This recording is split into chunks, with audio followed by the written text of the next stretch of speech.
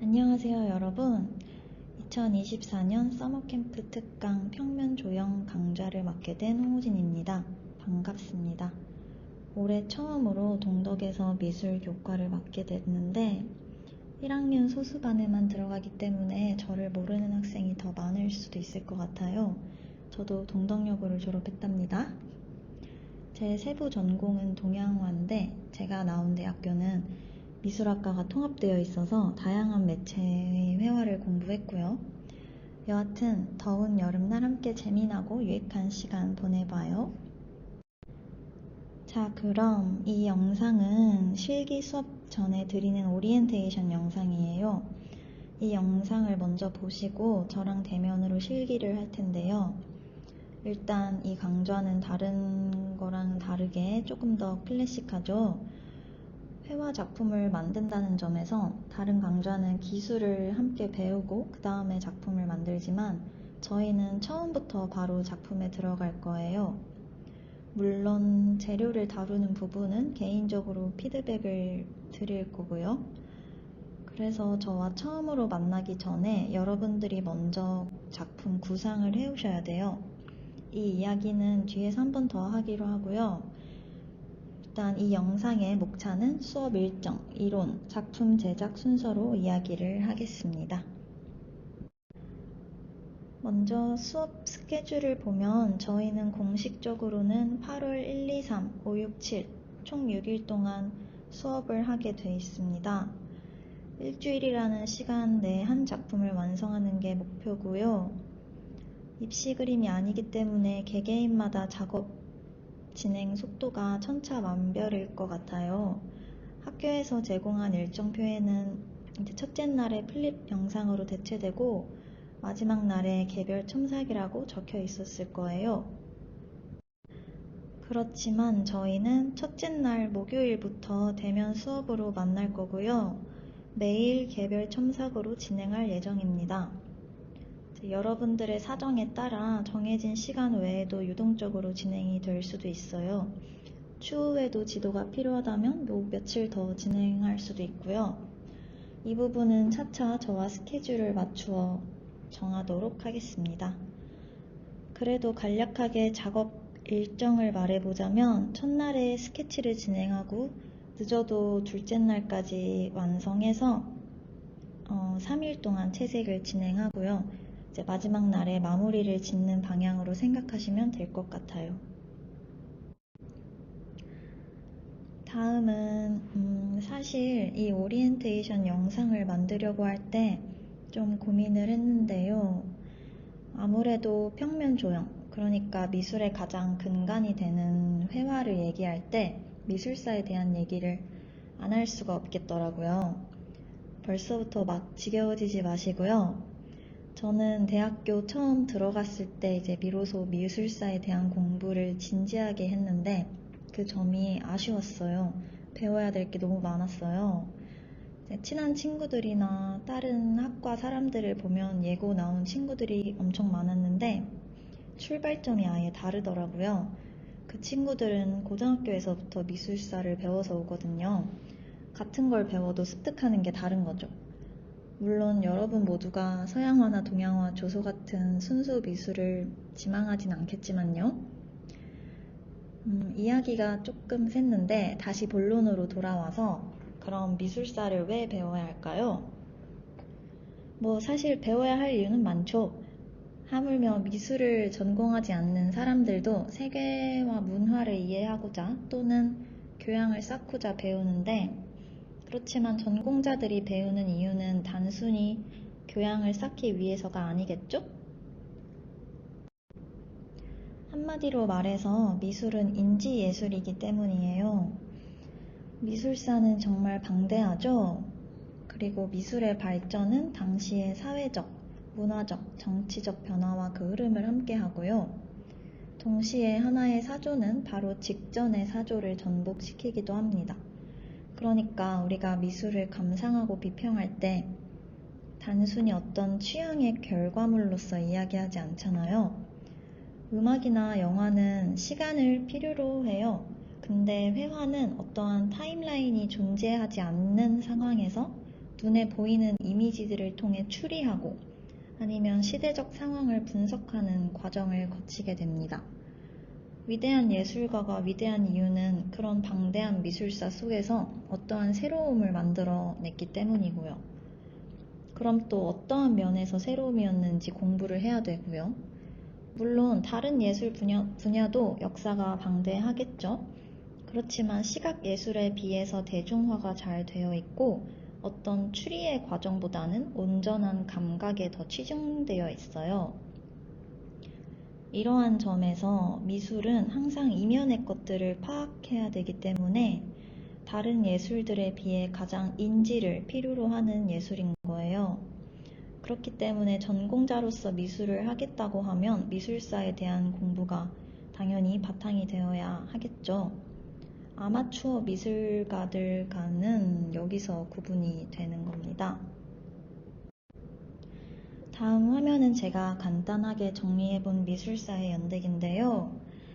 12세기 중세 미술부터 그리고 1960년대 포스트 모더니즘까지 각 사조가 나타난 연도를 적어봤어요.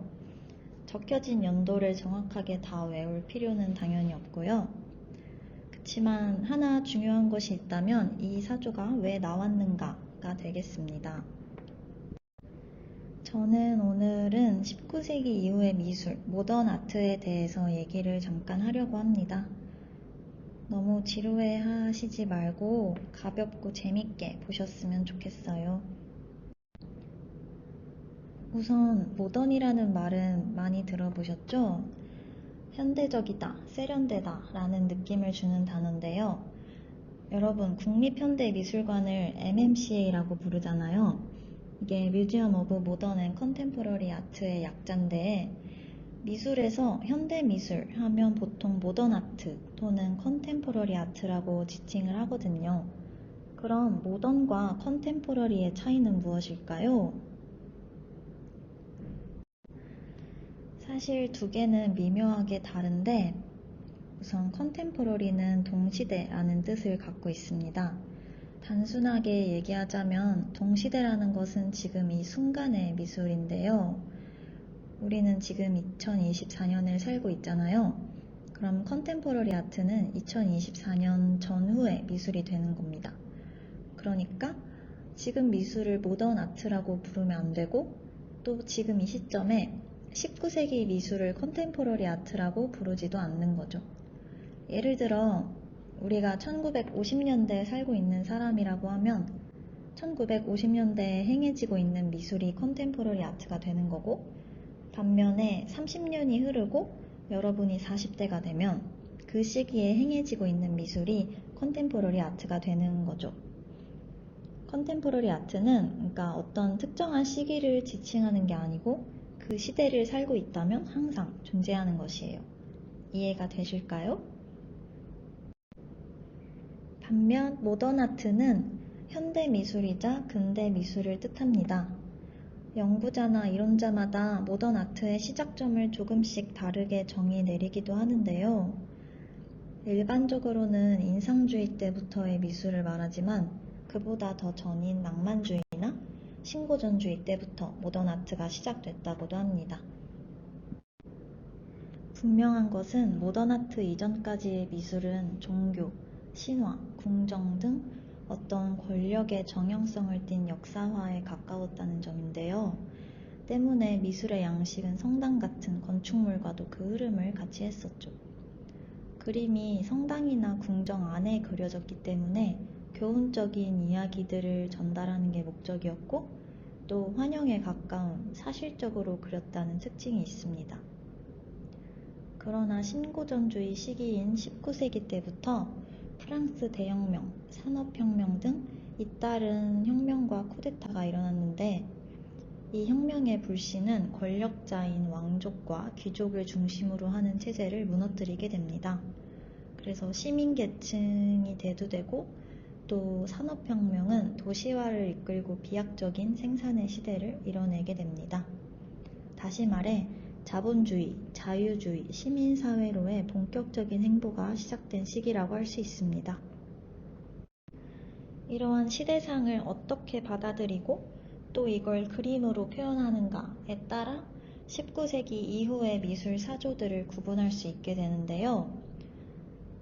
예시를 들어보면 낭만주의는 혁명이라는 사건 직후에 이제 개개인의 주체 아니면 감정을 중요하게 바라보고 사소함, 추함, 비극 등으로 미의 기준을 확장시키게 됩니다. 때문에 그림에서 어떤 원칙보다는 표현에 더 집중하게 되는데 정확한 윤곽을 그리는 게 아니고 색채를 더 자유롭게 사용한다거나 아니면 무언가를 폭로하는 듯한 붓질이 느껴지게 그리는 양식을 만들어냈어요. 지금 보시는 그림은 1818년 낭만주의 그림인데 이 그림에 무슨 이야기가 담겨 있냐면 프랑스 군인들이 식민지 섬으로 가는 길에 아프리카 해에서 좌초됐던 사건을 그린 그림이라고 합니다. 권위 있는 자들만 배에 올랐는데 이제 배가 좌초되고 인육을 먹는 상황이 벌어진 거예요. 그래서 이렇게 시체가 널브러져 있고 이런 비인간적이고 끔찍한 상황을 그려서 많은 사람들에게 논란을 일으키게 됩니다. 표현으로 보면 이제 어두운 톤과 강한 대비를 이용해서 비극적인 느낌을 강조하기도 하고요. 이전까지는 아름답기만 한 어떤 이상적인 그림을 그려왔는데 낭만주의는 추한 것은 추한 것 그대로 표현하는 게 특징이다 라고 할 수 있습니다. 다음 사조인 사실주의에서는 특별할 것 없는 일상의 한 장면을 그리는 등 평범한 소재들을 사용하는데요. 그 전까지 예술은 교훈을 준다거나 아니면 위대한 역사의 한 장면을 그렸기 때문에 이러한 권위에 반발했다고 볼 수 있습니다. 지금 보시는 그림은 안녕하세요 쿠르베씨라는 제목의 그림이고요. 작가는 쿠르베 본인이에요. 가장 오른쪽에 있는 사람이 쿠르베인데 쿠르베는 화가 자신의 경험이야말로 예술의 원천이라고 봤다고 합니다. 그래서 이렇게 본인이 직접 등장하는 일상의 진솔한 모습을 그렸어요. 옷차림도 검소하고 단촐해 보이고요. 길에서 자신의 후원자를 만나서 인사를 하는 장면인데 중간에 서 있는 사람이 후원자거든요. 근데 이제 무엇보다 후원자와 이 쿠르베 본인의 눈높이를 동일하게 그렸다는 걸 보면 계속해서 권위에 반발하고 또 화가로서의 자부심을 표현했다고 해석하는 그림입니다. 자, 다음은 인상주의예요. 이 그림을 그린 에두아르 마네는 인상주의의 아버지라고도 불립니다. 여러분들이 떠올리는 인상주의는 모네, 고흐, 세잔 등이 있을 텐데 그 그림들과는 분위기가 사뭇 다르죠? 그럼에도 불구하고 이 마네의 그림이 중요한 이유는 인상주의의 특징을 선구했기 때문인데요. 어떤 점이 그랬는지 한번 보겠습니다. 사실 이 그림은 마네 시점에서 300년도 더 전인 르네상스 화가 티치아노의 그림을 참고한 건데요. 마네는 본인의 그림 올랭피아에서 전통적으로 인식됐던 여성 누드의 스타일을 완전히 새롭게 탈바꿈시킵니다. 이전까지는 그림에 여성이 등장한다고 하면 신화 속 여신이나 수동적인 여성을 그렸는데 이제 신체 자체를 이상적으로 그리거나 아니면 아름답게만 그리고요. 또 관념적으로 묘사를 했었어요. 그러나 마네 그림에 등장하는 여성은 현실 속의 여성을 그림으로써 어떤 현대적인 삶을 보여주는데 손님이 보내온 꽃다발, 구겨진 시트, 검은 고양이, 한쪽 발에만 걸쳐진 신발 등을 통해 이 여성이 성을 파는 직업의 여성인 것을 드러냅니다. 그러니까 이게 말이 참고해서 그린 거지 사실 이상화된 그림을 굉장히 비꼰 그림이라고 할 수 있어요. 그림을 그리는 방식도 굉장히 다른데요. 비너스를 그린 오른쪽 그림은 붓 자국 없이 매끈하게 표면을 처리하고 또 완벽한 원근법을 사용해서 그림에 들어갈 수 있는 듯한 어떤 환영으로 보이게 합니다.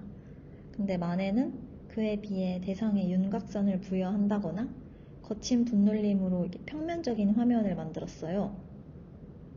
드디어 그림 안에서 3차원의 세계를 벗어나서 2차원의 평면적인 표현이 나타났다는 점에서 아주 중요한 그림이 되겠습니다. 처음 이 그림을 그렸을 때는 사람들이 몰려와서 주먹이나 지팡이를 휘두를 만큼 논란의 대상이었다고 합니다. 이렇듯 모던을 해석하는 방식에 따라 다른 사조들도 생겨났다고 볼 수 있습니다. 그 중간에는 사진기의 발명이나 이동 수단의 발전이 계기가 되기도 하는데, 사진기의 발명은 이제 대상을 더 이상 사실적으로 그릴 필요가 없고 추상화로 나가게 하고요.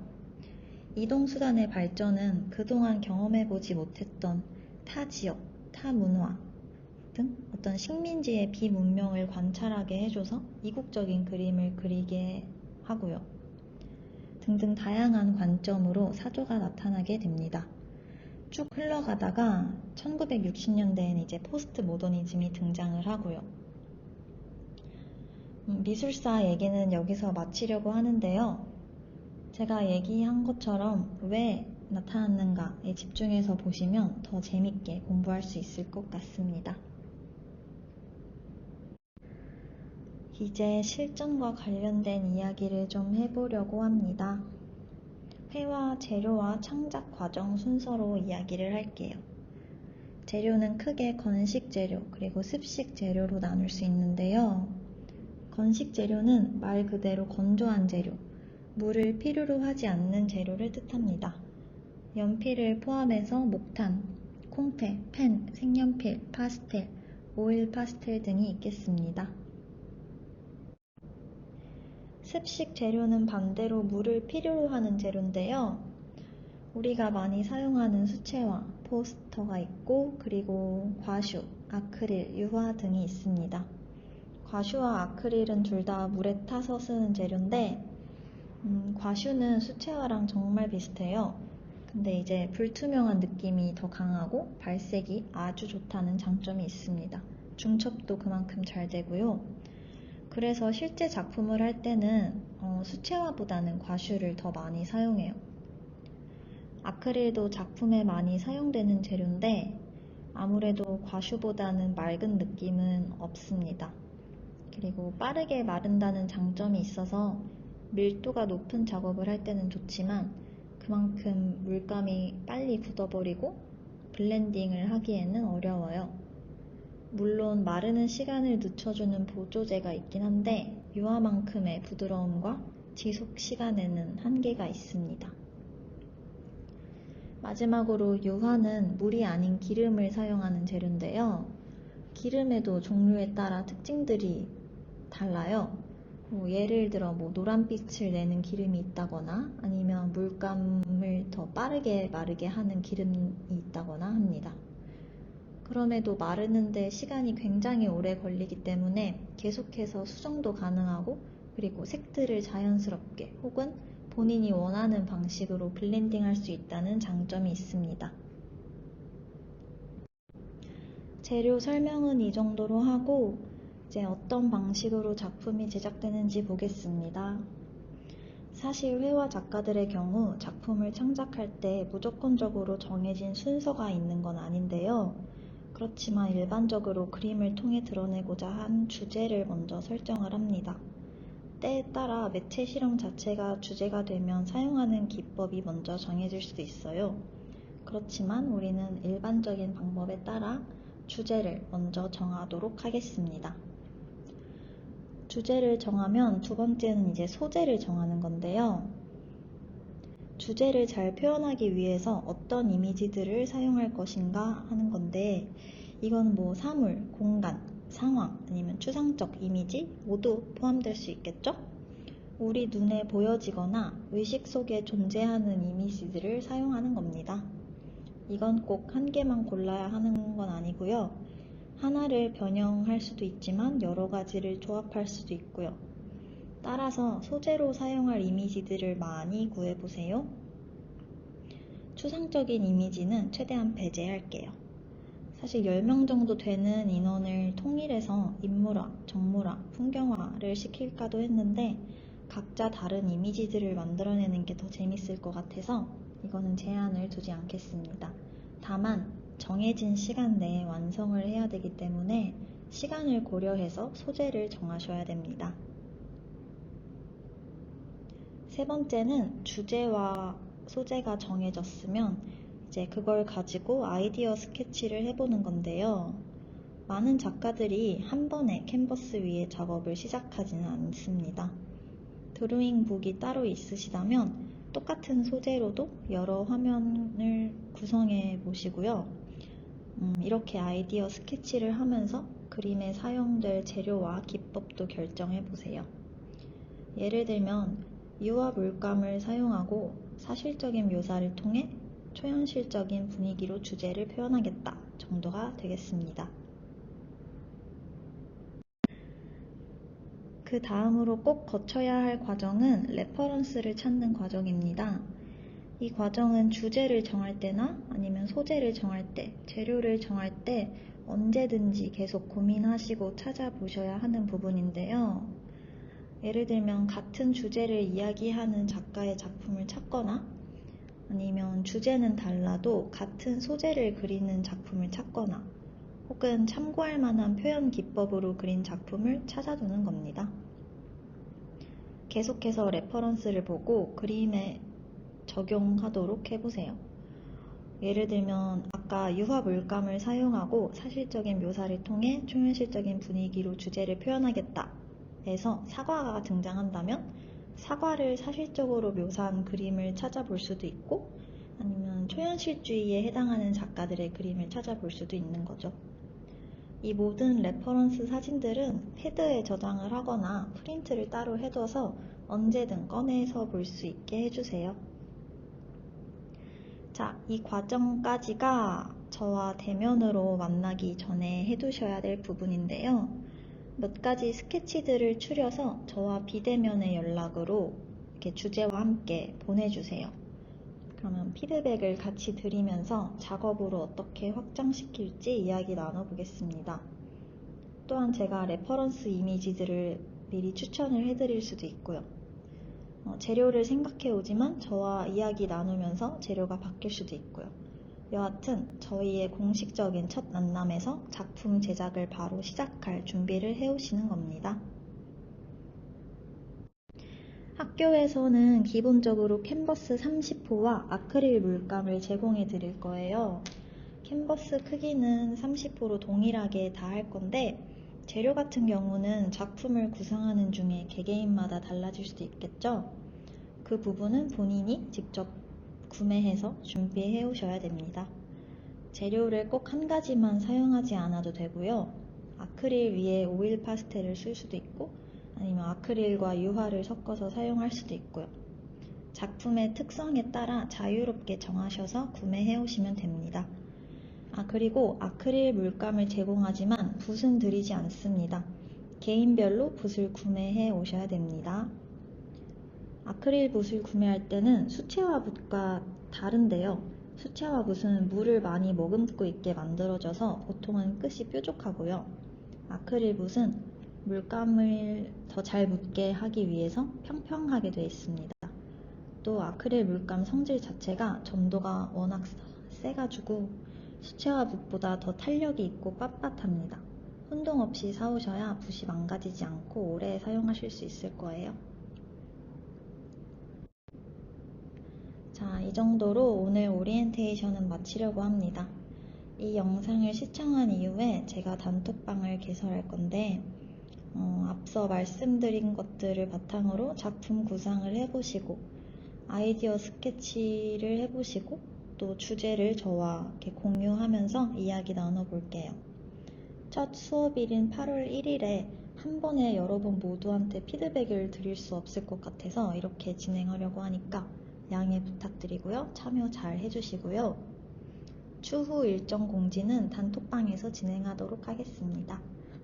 오늘 영상이나 그 외에도 궁금한 점이 있으면 언제든 연락주세요.